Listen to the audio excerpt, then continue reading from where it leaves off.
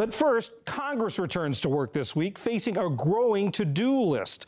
Among the new items, Hurricane Harvey relief and immigration.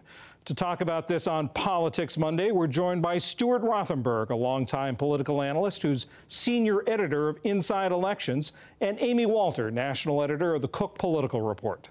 Stu, Amy, thanks for coming in on this Labor Day. So the president is reportedly ready to do something on DACA, the Deferred Action for Childhood Admissions. The reports are that he's going to sunset in 6 months to give Congress time to do something about it. Stu, let me start with you. What's at stake in this? Well, there's a lot at stake for different people. There's stake for the president and his supporters who want to see action on immigration and undocumented immigrants, for the Republican Party, which could easily be ripped apart by this discussion, and most importantly, John, for the 800,000 undocumented immigrants who think of the United States as their home. They haven't known any other country, any other home. The stakes are highest for them.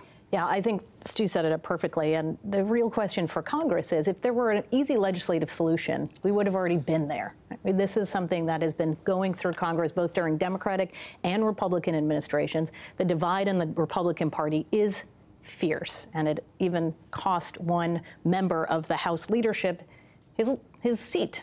Eric Cantor, of course, lost in 2014 after suggesting that maybe Republicans should do more on immigration reform, deal with some of the dreamers and illegal immigration. So this has the potential where it's politically popular. We see the polling saying that the dreamers are a politically popular group of people, but it's politically fraught at the same time. The question now, in my mind, is what happens now that Congress, if this is true, that they finally their feet are put to the fire? A lot like we saw with the Affordable Care Act, where Republicans had run for years and years and years saying this was a terrible thing, we need to get rid of it. Now, once forced to deal with it, it was much more difficult because parts of the bill were popular. The same may happen with this DREAM Act, where they've been talking about it for years. We need to do something on illegal immigration, put a hard line down, and yet it's also a pretty popular program. And Congress not being able or having trouble with this issue is actually how we got here in the first place, is because Congress couldn't do it, so President Obama did it by executive action. Right. Stu, it is popular. The polls show people like this program. Is this going to be an easy lift or a heavy lift? Oh, really heavy, John. You're right. Public opinion seems to be on one side of this issue, but the president and his core supporters seem to be on a different side of this. Now, look, the president can always say, I'm not making a decision on the substance here. There are constitutional issues. The executive shouldn't be able to do this. I'm just kicking this over to Congress to make them make the decision, which is both reasonable and untrue in some respects, and that's this, that Donald Trump already has a history on immigration and the Arpaio pardon, sanctuary cities, Muslim bans, Charlottesville. The administration is already seen as not particularly tolerant and open to immigrants and undocumented immigrants. And so I think for him to say, well, it's a constitutional argument, I don't think that's going to carry the day with many people. He's going to be responsible for this policy if Congress cannot act. And Amy, this adds to a list of things that Congress is already facing. They've now got Harvey relief. They've got to deal with the first vote scheduled for Wednesday. They've got to raise the debt ceiling. They'd like to pass a budget. They've got to pass spending bills, certainly to fund the government, and they've got a tax cut. Right. So it's the proactive and reactive part. When the last time we talked, before they went into recess, we thought that it was going to be really just a couple of those things: debt ceiling and government funding, and then to be proactive, to get a tax cut done. That was really their top priority. We can get these other things sort of out of the way, but then Harvey and immigration on top of it makes the tax reform thing that much more difficult. When you talk to Republicans, their greatest fear coming into 2018 is that they end 2017 without substantive accomplishments, and that they have to go to voters in 2018 with sort of a laundry list of, they've passed some bills, but nothing that's particularly substantive, nothing that's really going to energize their base. So having to deal with a whole bunch of stuff that they hadn't planned on doing on top of stuff that's already fraught, that's going to be a challenge. The one thing, though, that Republicans do want to do is look as if they are competent.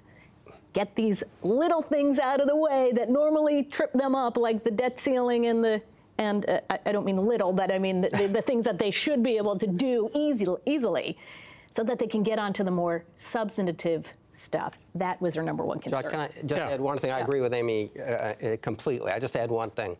One thing that we've learned about this president is to expect the unexpected.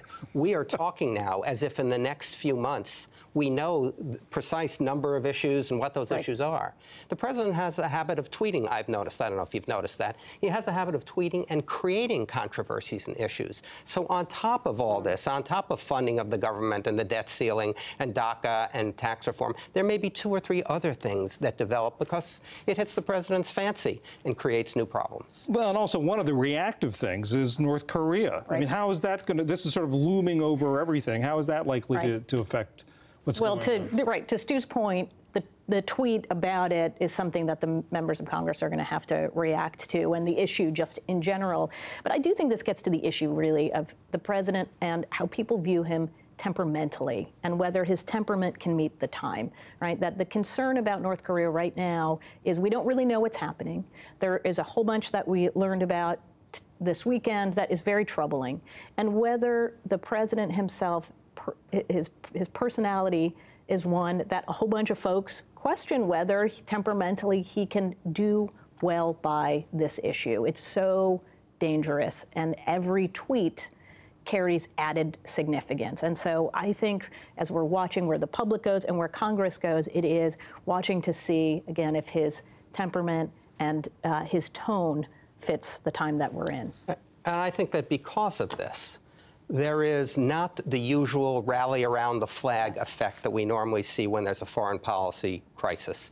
It's not as if there are a whole bunch of Americans rooting for North Korea. No, that's not the case. Americans are still rooting for the president, for Congress, for this country, of course. But there isn't that natural sense that the president has the temperament, the experience, the competence, the forthrightness that we expect from presidents and that get our loyalty and our allegiance. And so the president still needs to earn American voters' trust, and that's a problem at this point in the presidency. Stu, we've got to leave it there. Stu Rothenberg, Amy Walter, Politics Monday. Thanks for joining us. Well, thank you.